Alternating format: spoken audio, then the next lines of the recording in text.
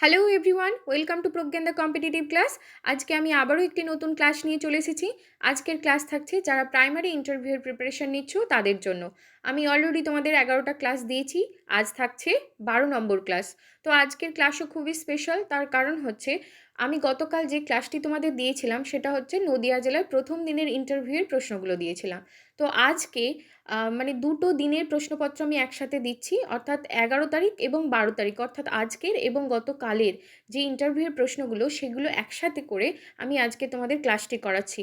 তো খুবই গুরুত্বপূর্ণ ক্লাস, তোমরা প্রথম থেকে শেষ পর্যন্ত দেখো, আশা করি তোমাদের ক্লাসটি ভালো লাগবে। ঠিক আছে, আর যারা চ্যানেলে নতুন, চ্যানেলটি সাবস্ক্রাইব করো অবশ্যই কিন্তু চ্যানেলটি সাবস্ক্রাইব করে নাও। ঠিক আছে, তাহলে চলো ক্লাসটা শুরু করা যাক। আজকের প্রথম প্রশ্ন হচ্ছে, ইন্ডিয়ান বার্ডম্যান কাকে বলা হয় এবং কেন?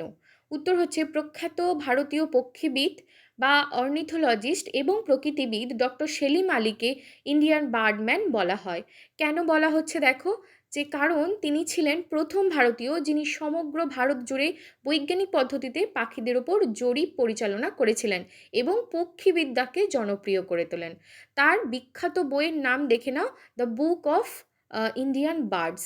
এই বই দেখে কিন্তু ভারতের সব ধরনের পাখিদের কিন্তু আমরা চিনতে পারি বা জানতে পারি তাদের সম্পর্কে।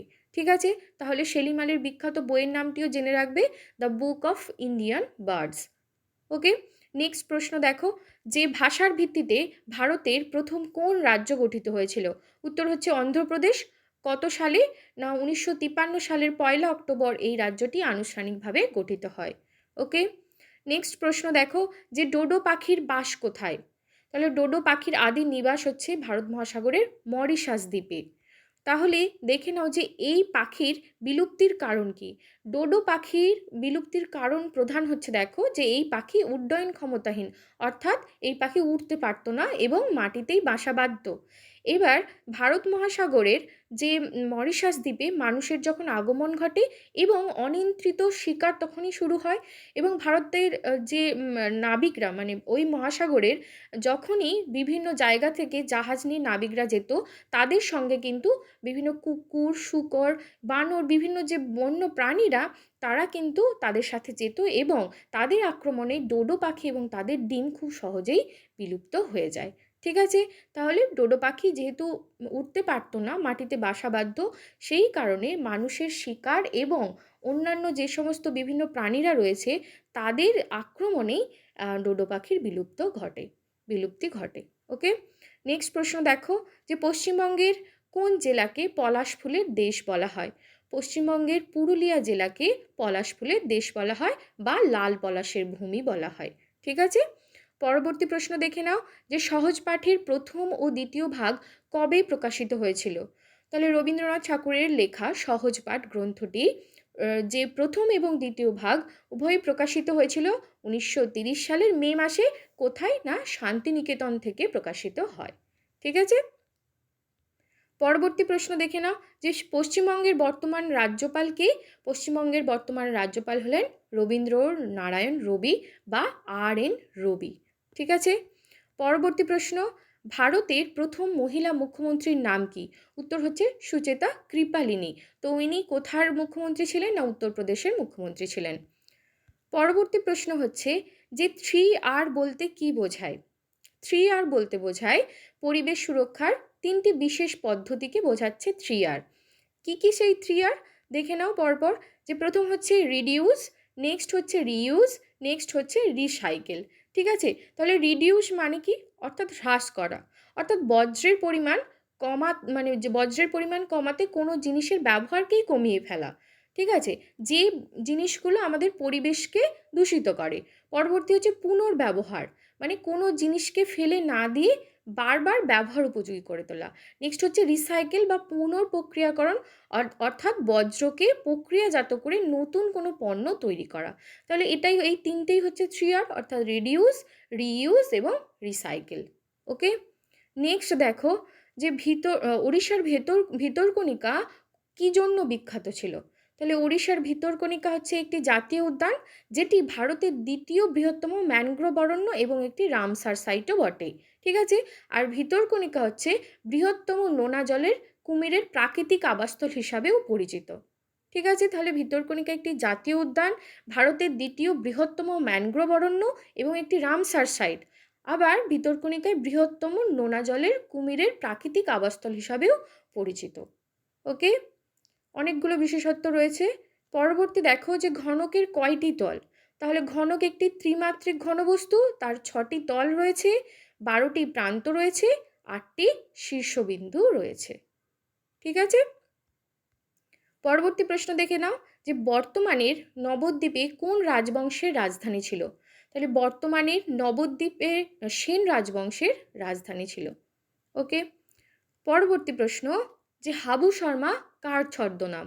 হাবু শর্মা বিশিষ্ট বাঙালি ঔপন্যাসিক এবং ছোট গল্পকার তারাশঙ্কর বন্দ্যোপাধ্যায়ের ছদ্মনাম। নেক্সট প্রশ্ন দেখো যে ইস্কন মন্দির কে প্রতিষ্ঠা করেন। ইস্কন মন্দির প্রতিষ্ঠা করেছিলেন স্বামী প্রভুপাদ বা শ্রীল প্রভুপাদও বলা হয়। ঠিক আছে, পরবর্তী প্রশ্ন দেখো যে আন্তর্জাতিক মাতৃভাষা দিবস কবে পালিত হয়। না 21 ফেব্রুয়ারি আন্তর্জাতিক মাতৃভাষা দিবস পালন করা হয়। পরবর্তী প্রশ্ন যে মূল মধ্যরেখার মান কত। না মূল মধ্যরেখার মান 0 ডিগ্রি দ্রাঘিমাংশ। ঠিক আছে, পরবর্তী প্রশ্ন যে ইউনিসেফের ফুল ফর্ম কি। ইউনিসেফের ফুল ফর্ম হচ্ছে united nation international children's emergency fund. ঠিক আছে, united nations international children's emergency fund. Okay, পরবর্তী প্রশ্ন দেখো যে কর্কটক্রান্তি রেখা ভারতের কোন কোন শহরের ওপর দিয়ে গেছে বা কোন কোন রাজ্যের উপর দিয়ে গেছে দেখে নাও। তাহলে কর্কটক্রান্তি রেখা ভারতের 8টি রাজ্যের উপর দিয়ে গেছে, গুজরাট, রাজস্থান, ছত্তিশগড়, ঝাড়খণ্ড, পশ্চিমবঙ্গ, ত্রিপুরা ও মিজোরাম। ঠিক আছে, এই 8টি রাজ্যের ওপর দিয়ে কর্কটক্রান্তি রেখা গিয়েছে। পরবর্তী প্রশ্ন যে কোন তারিখে কর্কট সংক্রান্তি হয়। উত্তর হচ্ছে 21 জুন, 21শে জুন কর্কট সংক্রান্তি হিসাবে পরিচিত।